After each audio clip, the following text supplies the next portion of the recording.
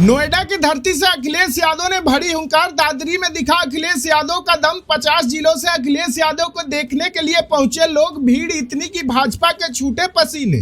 2027 के पहले रैली में अखिलेश यादव ने बदल दिया पूरा खेल। इकरा हसन भी हिंदुओं को लेकर खेल गई बहुत तगड़ा दाव। बीजेपी के लिए खड़ी की मुसीबत। 2027 से पहले की रैली में जानिए क्या खेल हुआ। अखिलेश यादव ने तो सच में गजब ही कर दिया। यकीन करना मुश्किल था कि 50 जिले से लोग अखिलेश यादव को सिर्फ अपनी आंखों के सामने देखने के लिए पहुंचे थे।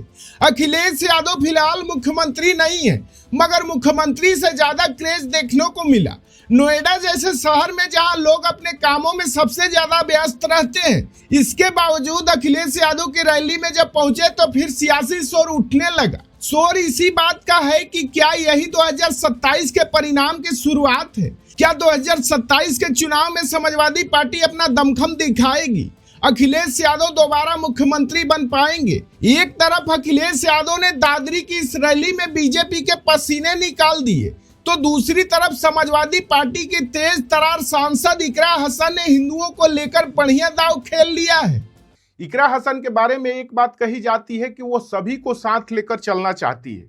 देखिए, समाजवादी पार्टी को मुसलमान वोट तो देते ही हैं, यादव वोट बैंक भी मजबूत है। अगर कहीं से कमजोर कड़ी साबित होती है तो हिंदुओं का भी खंडन। पहले से ही अखिलेश यादव ने पीडीए फॉर्मूले को लॉन्च करके रखा है, यानी कि पिछड़े, दलित और अल्पसंख्यक को समाजवादी पार्टी आगे लेकर आएगी। और अब इकरा हसन ने भी हिंदुओं को लेकर बड़ा खेल कर दिया है। दादरी की रैली में इकरा हसन ने हुंकार भरते हुए हिंदुओं को लेकर तगड़ा संदेश जारी किया। उन्होंने कहा कि अगर वह सांसद है तो केवल इसमें मुसलमान का हाथ नहीं है, बल्कि 36 हिंदू बिरादरी ने भी उनका साथ दिया है, जिसकी वजह से वह सांसद है। उनके इस बयान ने बता दिया कि समाजवादी पार्टी के एजेंडा में अपना सिर्फ मुसलमान और यादव वोट तो है ही, बल्कि हिंदुओं को भी साथ लेकर चलना है। अब सबसे बड़ा सवाल यही है कि अगर हिंदू वोट बैंक का एक हिस्सा समाजवादी पार्टी के तरफ शिफ्ट होता है तो इसका असर क्या होगा। तो उत्तर प्रदेश की राजनीति लंबे समय से जातीय और सामाजिक समीकरण पर टिकी रही है। अखिलेश यादव का पीडीए फॉर्मूला पहले से ही एक मजबूत आधार बन चुका है, लेकिन इसमें अगर स्वर्ण या हिंदू वर्गों की आंशिक एंट्री हो जाती है तो समीकरण पूरी तरह से बदल सकते हैं। इकरा के बयान को इसी रणनीति का हिस्सा माना जा रहा है।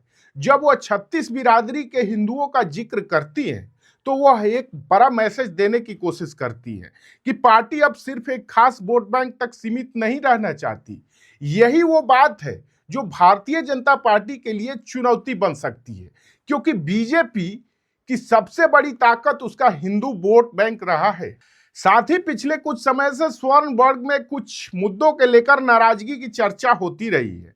अगर यह नाराजगी किसी राजनीतिक विकल्प की तलाश में बदलती है और समाजवादी पार्टी उसे कैच करने में सफल हो जाती है तो 2027 का चुनाव बेहद कांटे का हो सकता है। दादरी की इस पहली बड़ी रैली में अखिलेश यादव जिस तरह से छाए वह सिर्फ भीड़ तक सीमित नहीं था, यह एक पॉलिटिकल सिग्नल था कि वह पूरी तरह तैयारी के साथ मैदान में है। भीड़, संदेश और रणनीति तीनों का कॉम्बिनेशन दिखा।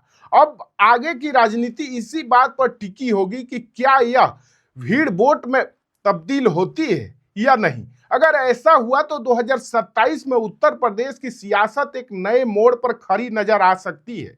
क्या लगता है, 2027 में खेल हो पाएगा? अपनी राय कमेंट बॉक्स में जरूर बताएं।